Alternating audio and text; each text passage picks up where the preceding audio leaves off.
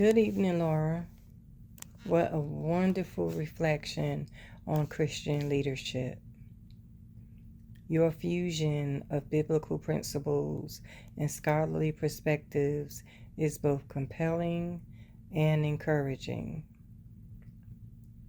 You meaningfully define leadership as a position of responsibility that inspires others through divine influence, and I wholeheartedly agree with your perception on Christian leaders embodying Christ-like qualities like wisdom, grace, and discernment while prioritizing discipleship.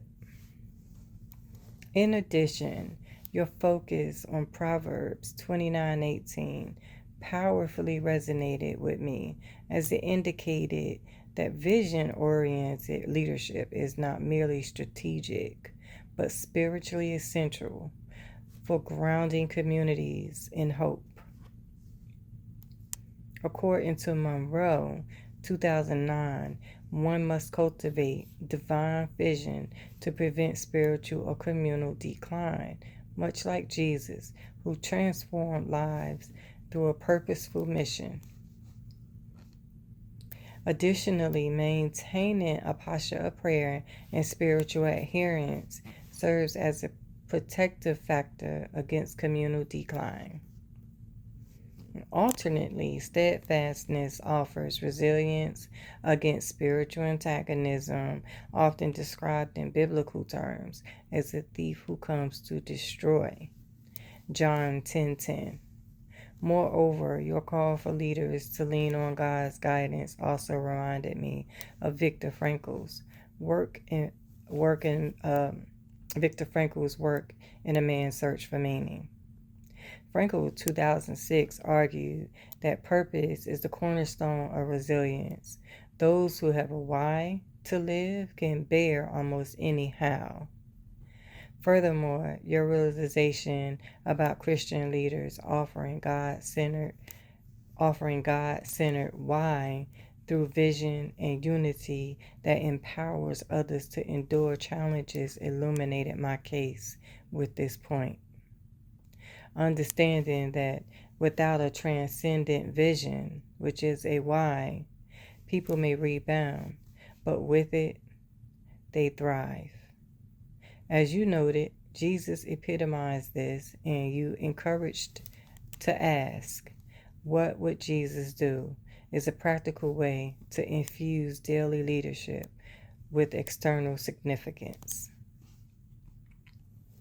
Building upon the historical tradition of spiritual leadership, Greenleaf, 1977, established the modern framework of servant leadership, arguing that legitimate authority is rooted in service rather than command.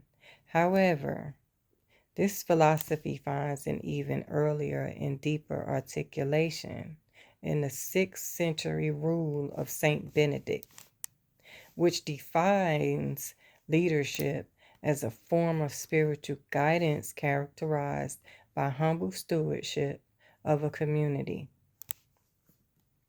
Seemingly, through the Benedictine maxim ora et labora, which means prayer and work, daily tasks elevated from mere obligations to sacred service. In a contemporary setting, the perspective reframes routine leadership responsibilities such as evaluating performance, addressing grievances, or managing resources into acts of worship, therefore transforming daily work into tangible expression of one's commitment to God. I believe at this time it's safe to say that over centuries, spiritual leadership variations were many, but faithfulness in all were indistinguishable. Thank you, Laura. Your post was most informational. I enjoy reading it. Be blessed.